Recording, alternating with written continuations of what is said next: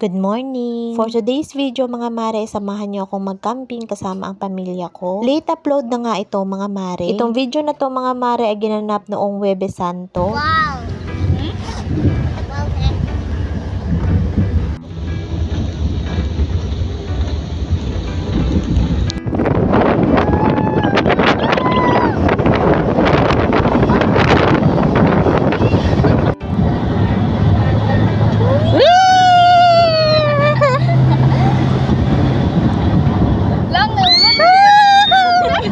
Makulimlim na nga nang dumating kami dito sa Sitio Glendang, Tupi, South Cotabato, mga mare. Kanina nga mga mare, nagdadalawang isip pa talaga akong sumama. Dahil lang last time nang pumunta kami dito, ay sobrang nangangalay talaga yung mga paa ko. Hindi biro din kasi ang lalakbayin mo dito mga mare.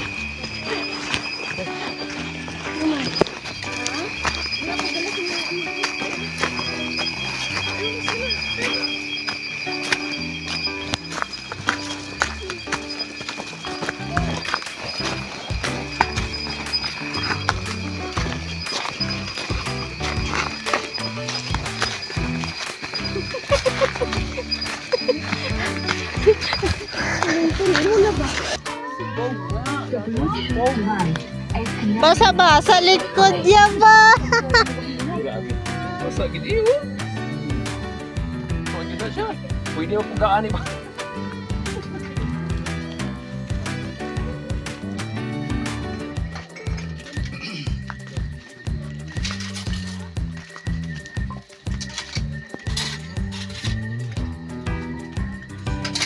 Perte ka ito mga kaldero ba? Abaw nang takure.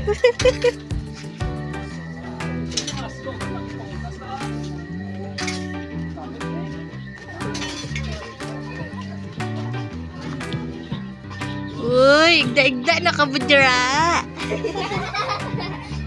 Dahil sa sobrang pagod sa paglalakbay namin dito mga mare, pagdating nga namin dito ay naglatag agad kami ng sako. Nagkanya-kanya na nga kami ng pwesto mga mare at kumain kami nitong baon naming tinapay. Bago kasi kami pumunta dito mga mare ay dumuan muna ako sa bakery. Dahil alam ko talaga mga mare nagugutumin talaga kami pagdating namin dito. Alam ko napapansin nyo na sobrang dilim nga dito. Dito kasi sa farm ng tito ko mga mare ay walang kuryente at solar lang din yung gamit niya. Eto nga habang kumakain kami dito mga mare, ay tinitingnan namin yung view. Nagkikislapan kasi yung mga ilaw sa malayo. Sobrang ganda mag-camping dito mga mare kasi sobrang lamig nga. Hindi pa nga ako nagsuot ng jacket niyan mga mare kasi gusto ko ngang ma-feel yung lamig. Habang naglalatag na nga sila ng tent namin dito mga mare, eto nagluto muna ako ng pansit canton. Eto nga napansin ko nga yung kaldero ng tito ko dito mga mare, sobrang itim na. Pero syempre hinugasan ko yan bago ko yan gamitin. Eto nga nag-ihaw na ang tito ko ng isda para sa ulam namin. Eto na nga, sinindihan na nga yung bonfire namin dito mga mare. Sobrang lamig na din kasi ng paligid, lalo na yung simoy ng hangin.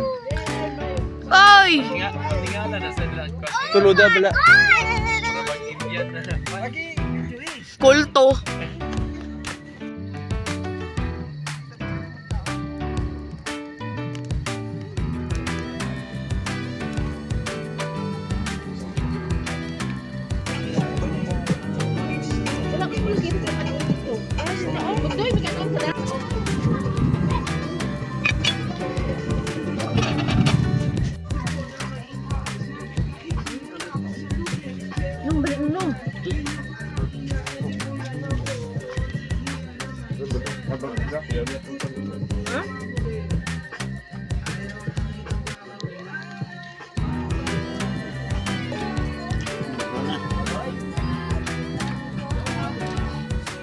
Kabilis ang isda grinong no? Ang tubig niya dito ba nga hugas na sa mukha mo lamon kayo. Duwara sa presir. Bunda. Wala sila ka-experience no? Kita nyo naman yung reaction ko dyan mga mare. Medyo napatalon pa nga ako dahil nakaramdam na nga ako ng lamig. Bali ang kasama ko palang pumunta dito mga mare, yung tita ko, tito ko, si daddy, si Andrea, at saka mga pinsan ko. Hindi na din pinauwi ng tito ko yung mga trabahante niya mga mare para meron kaming kasama dito sa overnight namin. Eto na nga, ready na yung mga tent namin. Hindi naman kami kakasya dito mga mare, yung iba doon na lang sa kubo matutulog. O siya mga mare, hanggang dito na lang. Kita-kita tayo sa part 2. Tulog na ta!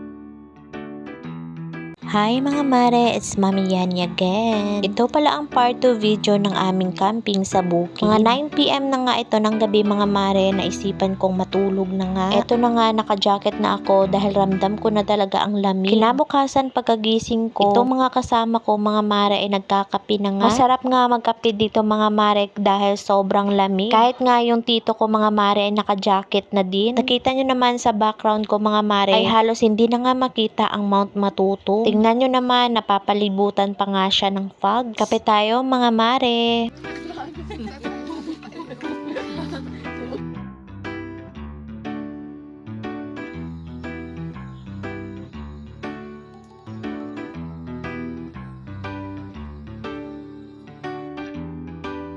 Pagkatapos nga naming magkape mga mare, eto nag-picture taking muna kami bago umuwi. At dito pala sa spot na to mga mare, soon ay magtatanim ang tito ko ng asparagus dito. Nagkayayaan na nga kaming umuwi mga mare dahil doon na lang kami sa bahay kakain ng agahan.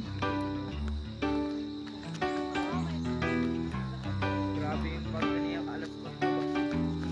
Huwag kami kita yan.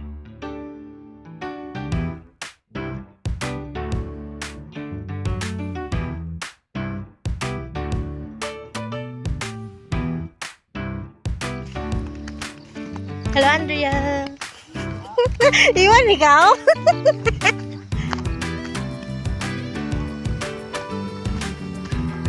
Patis mo dira. Barato lang. Tagsingko lang ang kilo. Tapos pao. Wala ko nito mayonnaise. Ha? Are, pila ka bilo gusto mo? Ha? Oh, grabe!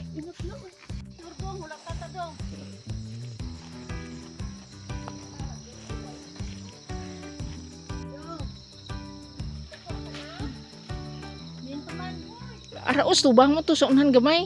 Hindi to.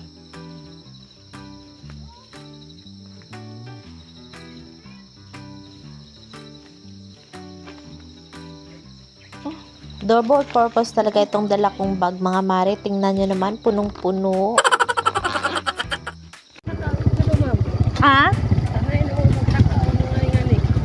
Ay, sa una puman ko saka-saka ang mga bukid.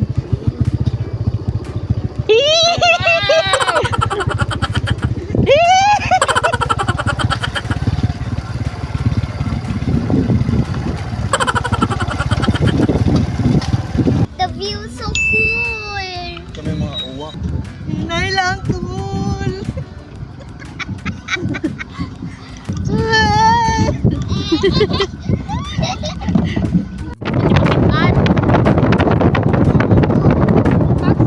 Wow! Sino ba naman ka?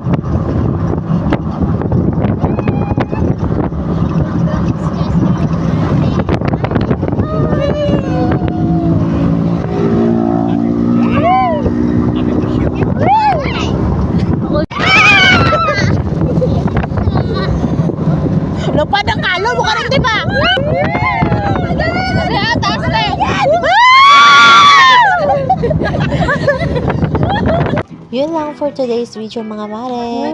Mwah!